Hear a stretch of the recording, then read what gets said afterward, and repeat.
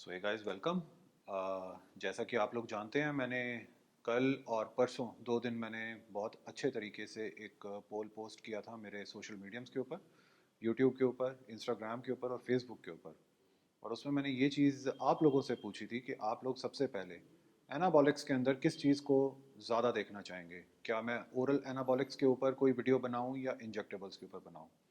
सबसे ज़्यादा मेरे को जो लोगों के रिव्यू आए वो आए थे इंजेक्टेबल्स के ऊपर।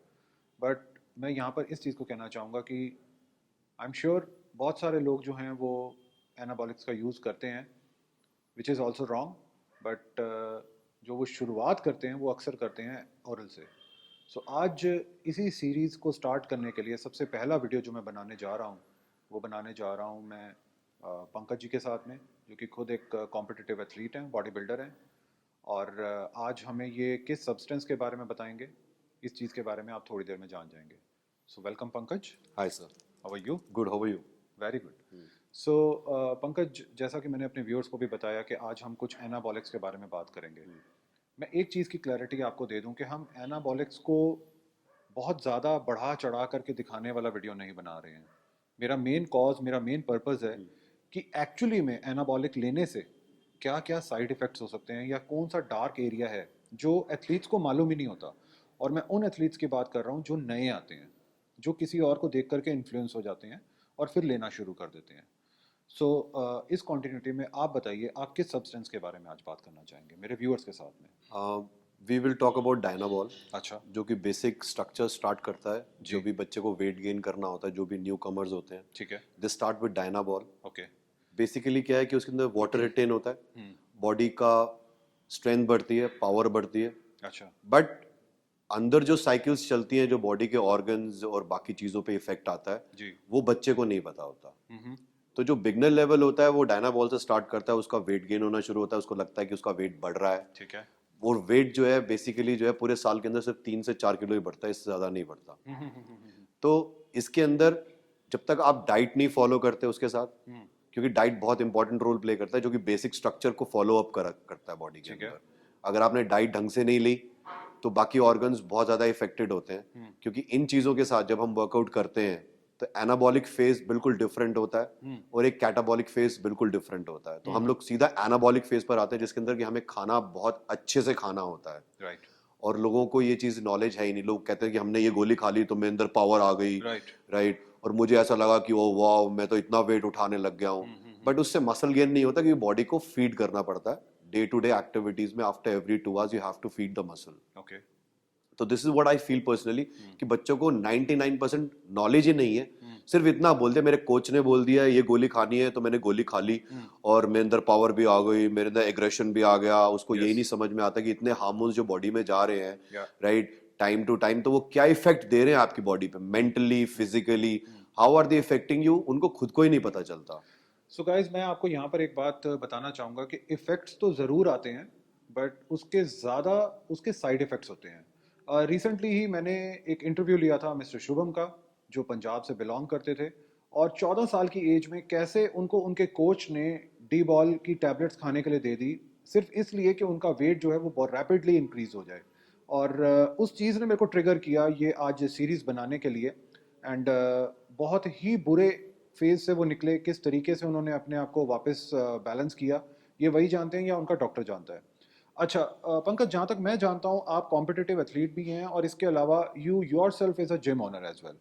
सो कभी ऐसा कोई एक्सपीरियंस आपके साथ में रहा है कि आपके साथ में, आपके सामने और बच्चे और स्टूडेंट्स आए हों किसी परेशानी को लेकर के कि सर हमने ये सब्सटेंस ले लिया है और अब हमारे साथ ऐसा हो रहा है, वो बहुत किसी डर बहुत से से आते हैं। अपने घर पर डिस्कस नहीं कर पाते या डॉक्टर के पास नहीं जा पाते हैं, तो फाइनली उनको यही याद आता है कि हम जिम चेंज कर लेते हैं, नए कोच से जा करके हम पूछते हैं। बिल्कुल सो बिल्कुल। आपके सामने कभी कोई ऐसा एक्सपीरियंस आया हो या किसी ने अपने साथ कुछ शेयर किया हो आपके साथ, तो आज वो की बताइए। आज की डेट में बहुत से बच्चे आते हैं मेरे पास, जी। ये अपने लेवल्स लेके, जी। कि हमने ये गोली खा ली थी, हमें कोच ने दिया था, हमें नहीं नाम पता, ठीक है, फिर हमारे साथ ये प्रॉब्लम्स आई। किसी को लूज मोशंस हो रहे हैं, किसी के एक्ने हो रहे हैं, किसी का हेयर लॉस हो रहा है, किसी की ऑयली स्किन हो रही है, किसी को डाइजेशन में प्रॉब्लम हो रही है। अच्छा। ऐसे बहुत से बच्चे आते हैं। और सबसे बड़ी बात यह है कि उनको, जैसे मैंने स्टार्टिंग में भी बोला, कि डाइट इज़ वेरी इंपॉर्टेंट उसके साथ, क्योंकि ऑर्गन्स बहुत ज़्यादा इफेक्ट होते हैं, चाहे वो किडनी हो, चाहे वो लिवर हो, ठीक है, इन पे इतना इफेक्ट आता है, इतना लोड होता है कि बॉडी डाइजेस्ट ही नहीं कर पाती। अब आपने गोली तो खा ली लेकिन खाना नहीं खाया, तो क्या इफेक्ट आएगा बॉडी में? कहीं ना कहीं किसी न किसी ऑर्गन्स पे प्रॉब्लम आएगी। किसी को बीपी की प्रॉब्लम हो जाती है, कोई बच्चा डायबिटिक की तरफ चला जाता है। उनको पता ही नहीं होता कि बेसिकली इंटरनली ऑर्गन्स ले कैसे रहे हैं उस चीज को। अच्छा। और इतने बेसिक स्ट्रक्चर पे जब छोटा बच्चा है तो उसको तो इन सब चीजों से दूर ही रहना चाहिए, क्योंकि आप जब तक खाना नहीं खाओगे, बाकी चीजें नहीं लोगे, तो बॉडी ग्रोथ करेगी नहीं कभी भी। Body has to grow with the food. Dianabol हो या दूसरा कोई भी सब्सटेंस हो, आप प्रॉपर गाइडेंस में, जब तक आप प्रो नहीं है, मेरे हिसाब से नहीं लेना चाहिए। उसके ड्रॉबैक्स बहुत ज्यादा हैं। और एक आज की डेट जनरल पॉपुलेशन को यही नहीं पता है कि ड्रॉबैक्स क्या है, बस लेना है। अब माँ बाप को भी नहीं पता। माँ बाप सोचते हैं यार ये तो प्रोटीन पाउडर डब्बा खा रहा है, बिल्कुल ठीक है, ओहो इसके साथ तो ऐसा हो जाएगा वैसा हो जाएगा। तो उसके ड्रॉबैक्स बेसिकली डायनाबॉल के नहीं आ रहे, बट ओवरऑल इंपैक्ट आ रहा है प्रोटीन्स के ऊपर, बाकी डाइट के ऊपर, जो ना तो माँ बाप को पता है ना ही बच्चे को पता है। और आप एक डॉक्टर के पास जाते हैं तो वो डॉक्टर भी यही बोलता है कि भाई आप टेस्ट करवाइए, क्योंकि हमें नहीं पता आपकी बॉडी में क्या क्या गया है। बिल्कुल ठीक है। जब आप टेस्ट कराते हो तो आपको लगता है आपका टेस्टोस्टेरोन लेवल डाउन हो गया है, यस। जो कि नॉर्मल प्रोडक्शन बंद हो जाती है जब आप ये सब चीजें लेते हैं तो। जी। और वो रिकवर तब तक नहीं करती जब तक आप प्रॉपरली क्लीन आउट नहीं होते। तो कई लोग बोलते हैं जी आपने पीसीटी करवाया है, अब पीसीटी 2 महीने चला, 3 महीने चला, इसका क्या मतलब है? आप पहले देखिए तो सही कि बच्चा है या इंटरमीडिएट है या प्रो है, किस लेवल का बंदा है। क्योंकि जब आप प्रो लेवल पर जाते हैं तो आपके लिए प्रेप कोच होते हैं, जो कि आपको प्रॉपर वे में आपकी बॉडी के अकॉर्डिंगली हार्मोन्स इंसर्ट करवाते हैं, बताते हैं कि आपको इस लेवल का जाना पड़ता है, because you're on to pro level, you have to compete. And बिना उसके तो आप कम्पीट कर ही नहीं पाएंगे, क्योंकि आपकी वो डेफिनेशन, वो मसल क्वालिटी क्वांटिटी हो ही नहीं पाएगी। तो लोगों को नॉलेज ही नहीं है। मेरे कोच ने कह दिया ये ले लिया वो ले लिया, उसके ये ड्रॉबैक्स हो गए। अब ऐसे कितने ही बच्चे हैं जिनको लगता है कि डायनाबॉल ले लिया तो पावर आ गई तो मेरा मसल बढ़ गया। मसल ऐसे नहीं बढ़ता। मसल जो है, आप इसके साथ जीएच लेते हो, क्या लेते हो, उसके साथ वो 6 kg 7 kg तक बढ़ा सकते हो, but has to be in a consistency और with the cycles they have to change it. But एक बच्चे के लिए, एक बिगनर लेवल के लिए, मेरे हिसाब से इन सब चीजों से पीछे रहना चाहिए। पहले आप बॉडी के बेसिक स्ट्रक्चर को तैयार करो, फिर उसके बाद एक प्रॉपर कोच ले आप जिसको नॉलेज हो उस चीज की, जो आपको सही ढंग से गाइड कर सके, जो एक अच्छे लेवल पे लेके जा सके। क्योंकि आप खेल रहे हैं हार्मोन से, अपनी बॉडी से, अपने ऑर्गन से इंटरनली, जो कि नॉलेज आपको कोई भी ऐसे इजीली नहीं देगा। सिर्फ अपना सामान बेचना है उसने तो वो आपको दे देगा। अब सामान आपने ले लिया, पैसे भी खर्च किए, but at the end you are playing with your body. आपको पता ही नहीं कि आप क्या कर रहे हो। तो आपके प्रॉपर वे में एक चैनलाइज करो, एक प्रेप कोच पकड़ो। अगर आपने कॉम्पिटिशन्स के लिए जाना है, आप किस लेवल पर हो, वो कोच आपको बताएगा कि ये लेवल से आपको इस लेवल पे ऐसे पहुंचोगे आप। And you follow that thoroughly. You need to trust the person and you should know about that person जिसके पास आप जा रहे हैं। ये नहीं किसी के पास भी चले गए, आपने उसकी बॉडी देखी, ओ वाओ इसकी तो अमेजिंग बॉडी है, तो मेरी बॉडी भी बना देगा। ऐसा नहीं होता बॉस।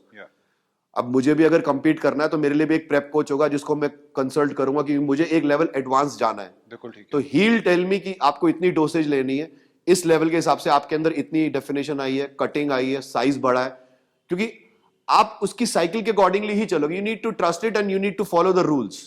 लोग फॉलो ही नहीं करते। सो गाइस, जैसे बोला जाता है कि बॉडी बिल्डिंग एक बहुत महंगी गेम है। वो जो महंगा होना होता है वो यही सब चीज़ों की वजह से होता है। जो आप हार्मोन्स लेते हैं, या अपने ब्लड सैंपल्स करवाते हैं, या कोई प्रो को आप हायर करते हैं एज अपना ट्रेनर या कोच, या फाइनली आप एंड अप करते हैं किसी डॉक्टर के पास में। इन सब चीज़ों को अगर जोड़ा जाए तो इसका खर्चा बहुत ज़्यादा बढ़ जाता है। मेरी सलाह और पंकज की सलाह आप लोगों के लिए यही रहेगी, अगर आप लोगों ने स्टेज पर नहीं जाना है तो कभी भी आप किसी भी एनाबॉलिक की तरफ ना देखें, अनटिल अनलेस कि आपने कोई प्रो शो की तैयारी आप कर रहे हो।